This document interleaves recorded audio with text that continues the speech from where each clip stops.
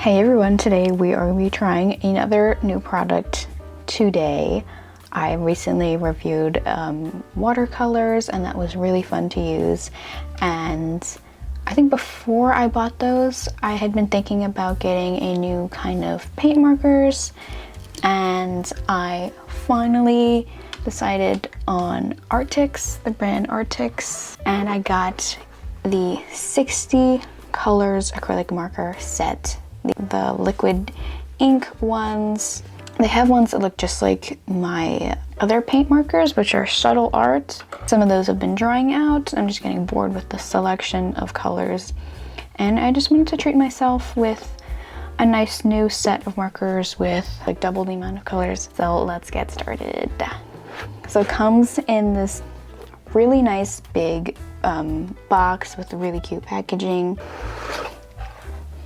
We have a little card, thank you card with their information on it, no swatch sheets, and oh, even the little face like cloud things like on all the markers. How adorable. And similar to my shuttle art markers, you can see the color inside the case. And I did get the brush set. I don't know if I mentioned that. And it's not like a clicking one, it's a little, there's a little ball bearing in here just like my other markers. Already impressed with the color range. I've never had this many markers in one set before. Big day for me, and just really healing my little inner child artist. So we have all of these like warm tones. There's some gorgeous pinks and yellows in here. Next, some more, even more pinks. And some browns. Wow, it just keeps going. I love this. These blues, these blues and greens. I was most excited about the greens and the pinks because I have like very limited colors in my other set of markers. And some really cool, like neutral cool colors down here. I don't know how to get this part out though. So this is the kind of like box that it's in, where they all just kind of slot in here. And we have some nice neutral colors and black and a couple more greens. Very exciting. So I have a sketch in here if you can't really tell what's going on. It's a portrait with some plants all around it. Wanted to start it how I typically would use these markers, where I do some kind of sketch with either a marker or pencil. I've started using colored pencils lately, and I just cover it with some kind of underpainting, mostly pink, and I decided to go with a lighter pink this time. I think I will do some swatching on the next page though. The first color, it's not a color, is white. Shake to shake, then enjoy. T001, so they're all numbered with little stickers. So it's a cool, probably like automatic ink thing. Was expecting not being able to see the white. Now I should be able to see some color. So similar to my other paint markers, because I've only that kind of experience with them, just had one set that it's wet for a little bit and then it dries, and like it stays wet enough, kind of like paint, because it's acrylic paint markers, where you can, there's some time for you to be able to blend it. And since there are 60 colors, we're gonna have to speed this up, otherwise we're gonna be here all day watching me swatch these. And I quickly realized a little problem with the fact that these are just kind of in this order, in these little like trays, that I could not tell which marker that I just colored with when I put it back, because the one before it looked exactly the same. So you'll see me pointing and trying to count because I could not tell which one I was using every time. They don't have like a singular slot and like individual slots on these trays, so it was hard for me to figure out what was going on. Probably a me problem, but I don't know. I was just like, wait, what color is this? I thought I just did this one. I kept having that problem and this problem. There is like a weird, see there's kind of two different colors in there. Maybe because I'm not mixing it. But like when I first use it, there's like a lighter color that kind of comes out first. Still don't know what that's about after using these a little bit more after this initial review, because I noticed that with a lot of the colors, especially the darker colors, where there's kind of like a two-tone thing going on inside the ink cartridge thing. I don't know. I also noticed that some of these get very loose, and I didn't realize that until after filming this, because I mentioned it in my final review, like, why is this loose? What is that about? That you can literally remove that whole bottom part and just refill it. Like, they sell the refills that look exactly like the ink barrel thing, that you can just pop back in there and put it together. So it's very modular, which is great, so you can refill them because they sell refills and even replacement brush tips for some of their sets of different markers.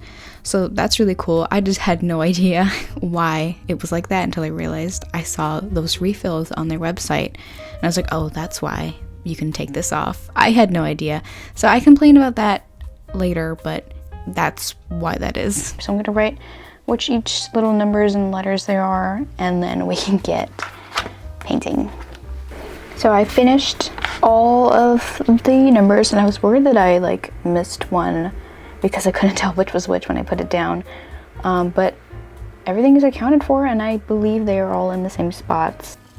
But I just noticed that there is some stuff under here. This is because I didn't say like what set this was, in case you want to try this. This is the 60 saturated color set, because they have different names for their sets, and didn't realize this was here either. So not that many like skin tone colors, but there wasn't that many in my other set either, but I made that work pretty well because I've drawn lots of portraits in here with those markers, so we'll make it work. I know they sell skin tone sets, and I almost got like a color set and a skin tone set. I was like, I don't know if I need that, because a lot of the same colors were in these sets, like all of the pinks and a few of the browns. So I was just like, I'll just get a color set and just work with that. And that was also cheaper too.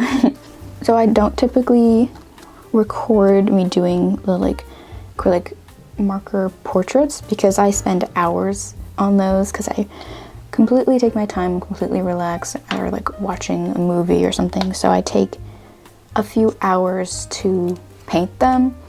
So I'm worried about how long it will take me to do this. Even though it's a small portrait, I really spend a lot of time, the details and stuff, because I really like to make it look as realistic as I can. I hope this goes well.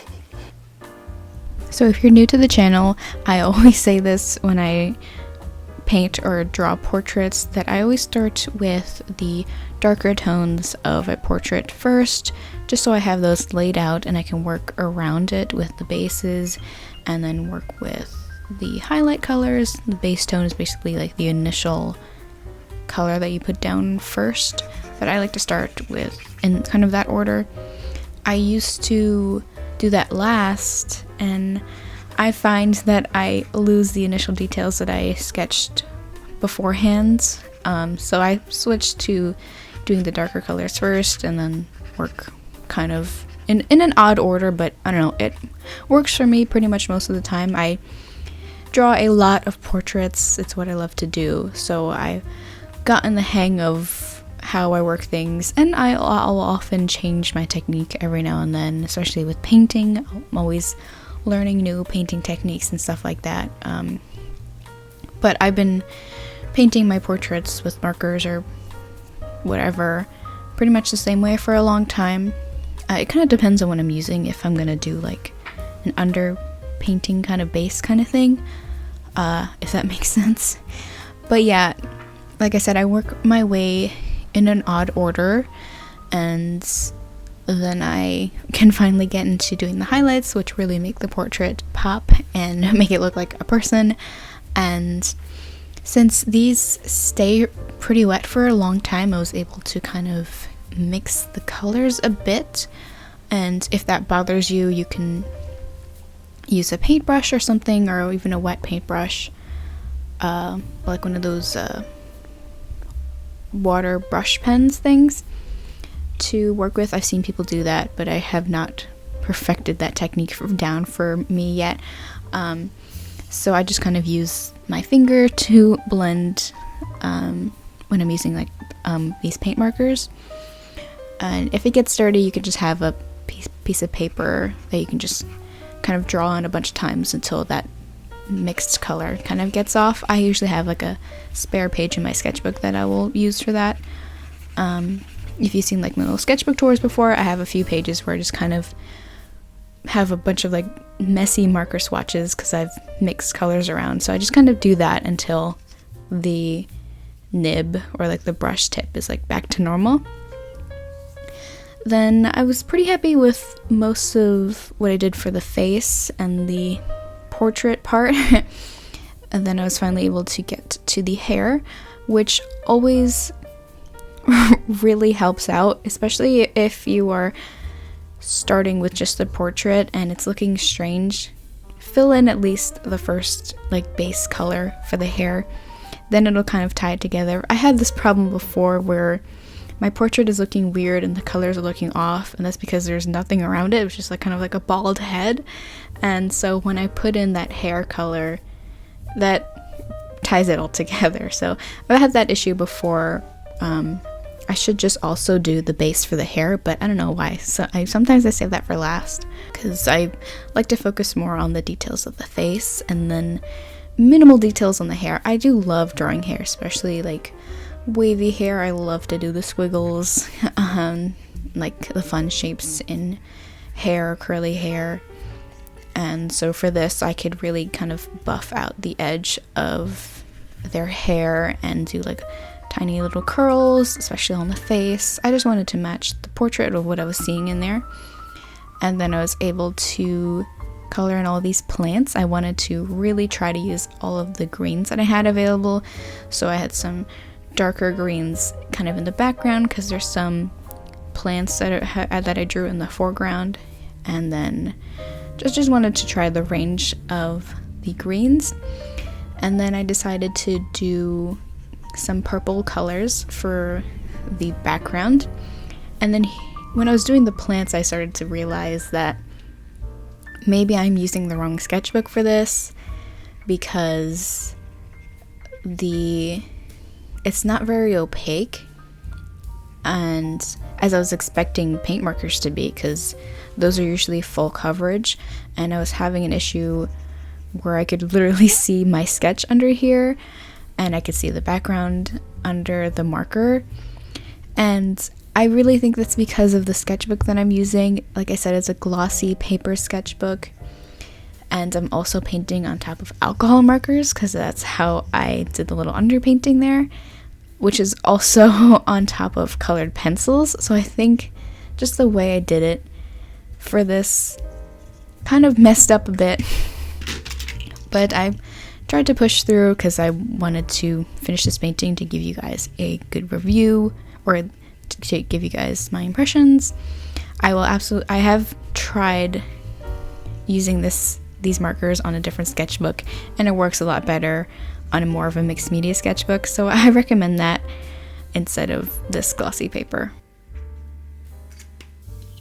So final review, if I haven't said this already: very wet markers. It stays wet for longer than I would like because I like to blend and work in other areas that I'm drawing in, but it's hard to do that while this one part is so wet and I can't touch it. It's like actually painting.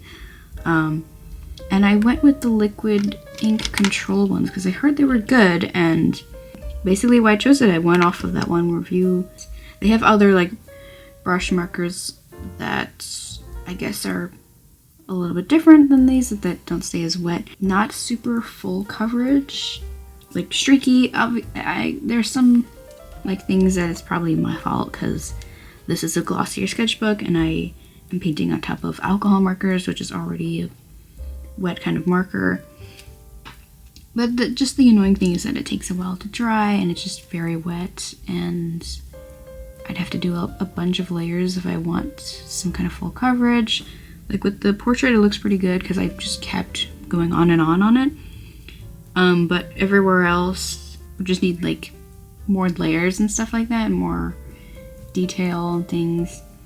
But I love the color selection, and I was still able to do a portrait with not that many brown tones and deep skin tones that I always look for in markers because I like to draw portraits. What I look for in markers is good skin tone colors and just great vibrant colors. But I did have a good time and I was very excited to use these, and it was just fun to just relax and draw. But yeah, I use these as I would with my other markers because I was expecting them to be similar. And weird thing that I don't know if you noticed keeps happening is that this part keeps like loosening, and when I'll open one it'll kind of loosen, and like you can tell when it's loose because it's just very separated like this even though it's closed. So this part is very twisty, so that's a little weird.